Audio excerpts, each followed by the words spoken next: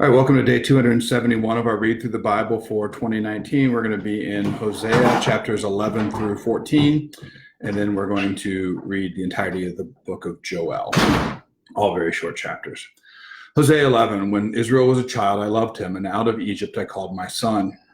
The more they were called, the more they went away. They kept sacrificing to the Baals and burning offerings to idols. Yet it was I who taught Ephraim to walk. I took them up by their arms, but did not know them, or did not know that I healed them. They did not know that I healed them. I led them with cords of kindness, with the bands of love, and I became to them as one who eases the yoke on their jaws, and I bent down to them and fed them. They shall not return to the land of Egypt, but Assyria shall be their king, because they have refused to return to me. The sword shall rage against their cities, consume the bars of their gates, and devour them because of their own counsels.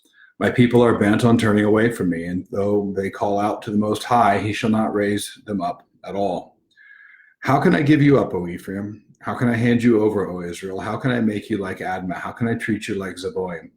My heart recoils within me. My compassion grows warm and tender. I will not execute my burning anger. I will not again destroy Ephraim, for I am God and not a man, the Holy One in your midst, and I will not come in wrath. They shall go after the Lord. He will roar like a lion. When he roars, his children shall come trembling from the west. They shall come trembling like birds from Egypt, like doves from the land of Assyria, and I will return them to their homes, declares the Lord. Ephraim has surrounded me with lies, and the house of Israel with deceit, but Judah still walks with God and is faithful to the Holy One. Chapter 12. Ephraim feeds on the wind and pursues the east wind all day long. They multiply falsehood and violence. They make a covenant with Assyria, and oil is carried to Egypt. The Lord has an indictment against Judah and will punish Jacob according to his ways. He will repay him according to his deeds. In the womb he took his brother by the heel, and in his manhood he strove with God. He strove with the angel and prevailed. He wept and sought his favor. He met God at Bethel, and there God spoke with us, the Lord, the God of hosts. The Lord is his memorial name. And when we see the Lord there, that's all caps. That's the Yahweh covenant name of God. So you, by the help of your God, return. Hold fast to love and justice, and wait continually for your God. A merchant in whose hands are false balances, he loves to oppress. Ephraim has said, but I am rich. I have found wealth for myself. In all my labors they cannot find in me iniquity or sin. I am the Lord your God. From the land of Egypt I will make you dwell in tents, as in the days of the appointed feast. I spoke to the prophets. It was I who multiplied visions, and through the prophets gave parables. If there is iniquity in Gilead, they shall surely come to nothing. In Gilgal they sacrifice bulls. Their altars also are like stone heaps on the furrows of the field. Jacob fled to the land of Aram. There Israel served for a wife, and for a wife he guarded sheep. By a prophet the Lord brought Israel up from Egypt, and by a prophet he was guarded. Ephraim was given bitter provocation, so his Lord will leave his blood guilt on him, or has given bitter provocation, so the Lord will leave his blood guilt on him, and will repay him for his disgraceful deeds. Chapter 13. When Ephraim spoke, there was trembling. He was exalted in Israel, but he incurred guilt through Baal and died. And now they sin more and more and make for themselves metal images, idols skillfully made of their silver, all of them the work of craftsmen. It is said of them, those who offer human sacrifice kiss calves. Therefore they shall be like the morning mist, or like the dew that goes early away, like the chaff that swirls from the threshing floor, or like the smoke from a window. But I am the Lord your God. From the land of Egypt, you know no God but me, and besides me there is no Savior.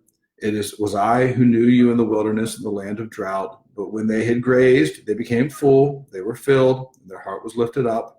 Therefore they forgot me. So I am to them like a lion, like a leopard I will lurk beside the way.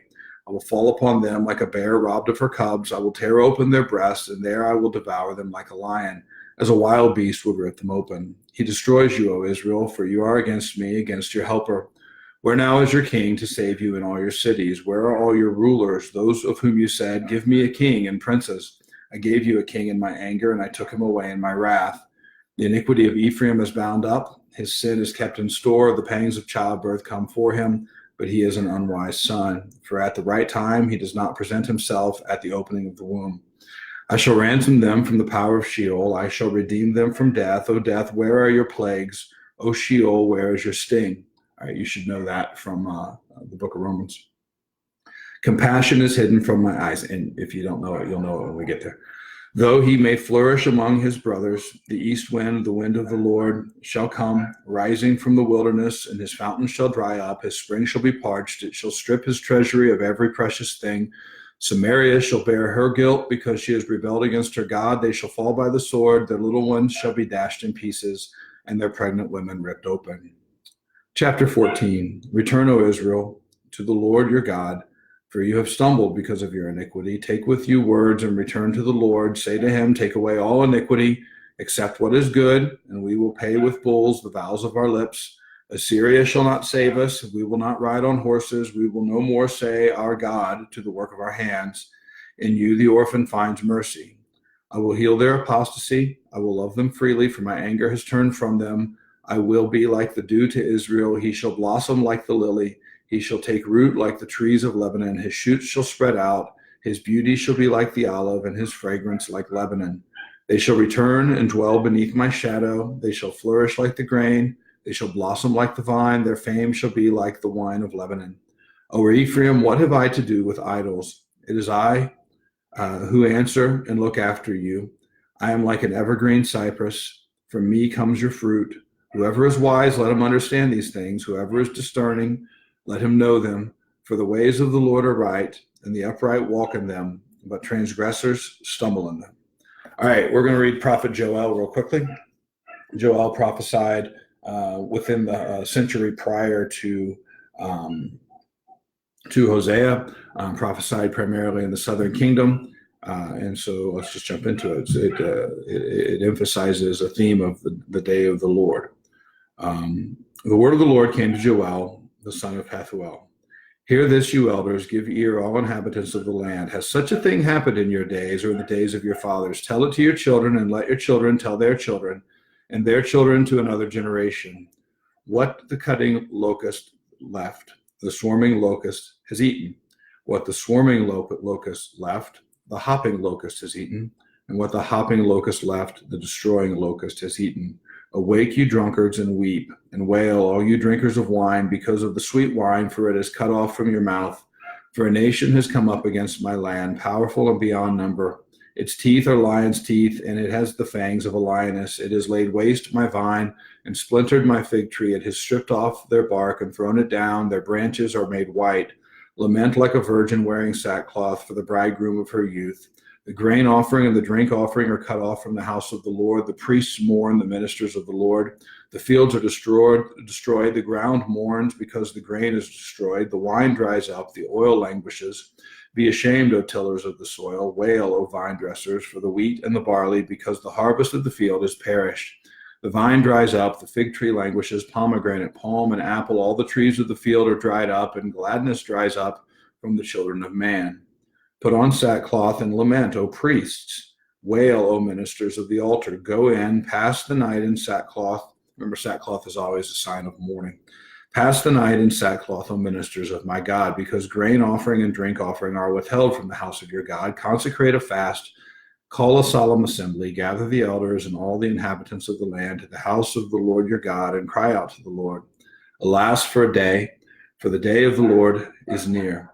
As a destruction from the Almighty it comes. It is not the food cut off before our eyes, joy and gladness from the house of our God. The seed shrivels under the clods, the storehouses are desolate, the granaries are torn down because the grain has dried up. How the beasts groan, the herds of cattle are perplexed because there is no pasture for them. Even the flocks of sheep suffer. To you, O Lord, I call, for fire has devoured the pastures of the wilderness. The flame has burned all the trees of the field. Even the beasts of the field pant for you, because the water brooks are dried up, and fire has devoured the pastures of wilderness. Chapter 2. Notice, if you're looking at this in your own Bible, all of this is poetry as well. You can tell by the indentation. Blow a trumpet in Zion, sound an alarm on my holy mountain. Let all the inhabitants of the land tremble, for the day of the Lord is coming. It is near, a day of darkness and gloom, a day of clouds and thick darkness. Like blackness there is spread upon the mountains a great and powerful people. Their like has never been seen before, nor will it be again after them through the years of all generations. Fire devours before them, and behind them a flame burns. The land is like the Garden of Eden before them, but behind them a desolate wilderness, and nothing escapes them. Their appearance is like the appearance of horses, and like war horses they run.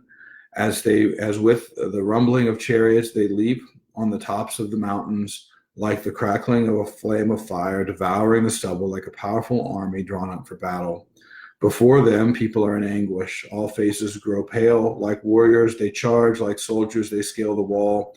They march each on his way. They do not swerve from their paths. They do not jostle one another. Each marches in his path. They burst through the weapons and are not halted. They leap upon the city. They run upon the walls. They climb up into the houses. They enter through the windows like a thief. The earth quakes before them. The heavens tremble. The sun and the moon are darkened, and the stars withdraw their shining. The Lord utters his voice before his army, for his camp is exceedingly great. He who executes his word is powerful, for the day of the Lord is great and very awesome. Who can endure it? Yet even now, declares the Lord, return to me with all your heart, with fasting, with weeping, and with mourning, and rend your hearts and not your garments. Return to the Lord your God, for he is gracious and merciful, slow to anger and abounding in steadfast love. And he relents over a disaster. Who knows whether he will not turn and relent and leave a blessing behind him, a grain offering and a drink offering for the Lord your God. Blow the trumpet in Zion, consecrate a fast, and call a solemn assembly, gather the people, consecrate the congregation, assemble the elders, gather the children, even nursing infants. Let the bridegroom leave his room and the bride her chamber. Between the vestibule and the altar, let the priests, the ministers of the Lord, weep and say, spare your people, O Lord, and make not your heritage a reproach, a byword among the nations. Why should they say among the peoples, where is their God? Then the Lord became jealous for his land and had pity on his people. The Lord answered and said to his people, behold, I am sending to you grain, wine, and oil, and you will be satisfied. And I will no more make you a reproach among the nations. I will remove the northerner far from you and drive him into a parched and desolate land, his vanguard into the eastern sea, and his rear guard into the western sea.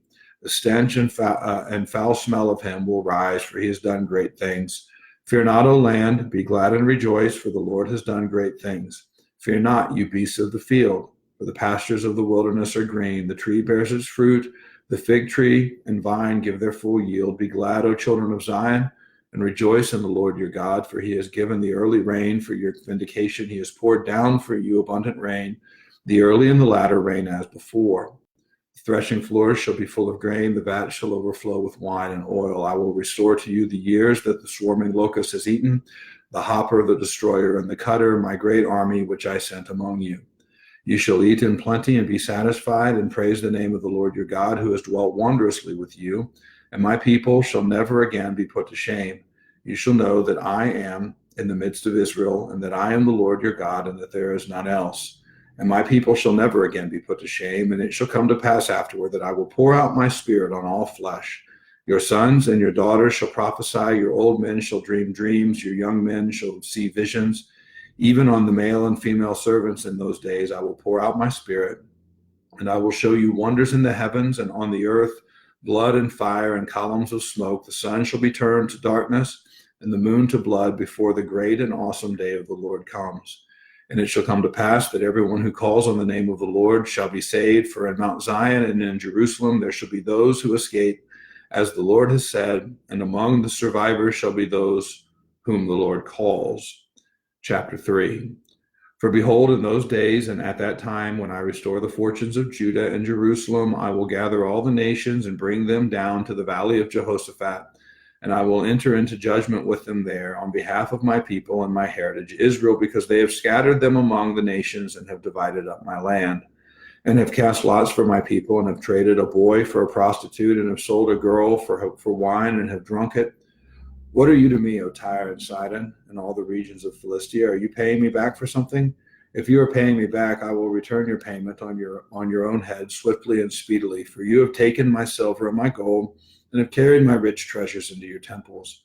You have sold the people of Judah and Jerusalem to the Greeks in order to remove them far from their own border. Behold, I will stir them up from the place to which you have sold them, and I will return your payment on your own head. I will sell your sons and your daughters into the hand of the people of Judah, and they will sell them to the Sabaeans, to a nation far away, for the Lord has spoken. Proclaim this among the nations, consecrate for war, stir up the mighty men, let all the men of war draw near, let them come up, Beat your plowshares into swords and your pruning hooks into spears. Let the weak say, I am a warrior. Hasten and come, all your surrounding nations, and gather yourselves there. Bring down your warriors, O Lord. Let the nations stir themselves up and come up to the valley of Jehoshaphat, for there I will sit to judge all the surrounding nations. Put in the sickle, for the harvest is ripe. Go in, tread, for the winepress is full. The vats overflow, for their evil is great. Multitudes, multitudes in the valley of decision. Oh, what a great line. Multitudes in the valley of decision. For the day of the Lord is near in the valley of decision. The sun and the moon are dark. Whose decision, by the way? Not ours. That's God's decision. He is deciding. He is revealing among the nations. The sun and the moon are darkened, and the suns and the stars withdraw their shining. The Lord roars from Zion and utters his voice from Jerusalem. The heavens and the earth quake. But the Lord is a refuge to his people, a stronghold for the people of Israel. So you shall know that I am the Lord your God, who dwells in Zion, my holy mountain, and Jerusalem shall be holy, and strangers shall never again pass through it. And in that day the mountains shall drip sweet wine, and the hills shall flow with milk, and all the stream beds of Judah shall flow with water, and the fountains shall come forth from the house of the Lord, and water the valley of Shittim. Egypt shall become a desolation, and Edom a desolate wilderness, for the violence done to the people of Judah, because they have shed innocent blood in their land. But Judah shall be inhabited forever, and Jerusalem to all generations. I will avenge their blood. Blood I have not avenged, for the Lord dwells in Zion. All right, that's the end of the prophet Joel. We finished Hosea today. We will jump into Amos tomorrow. So I'll see you guys then.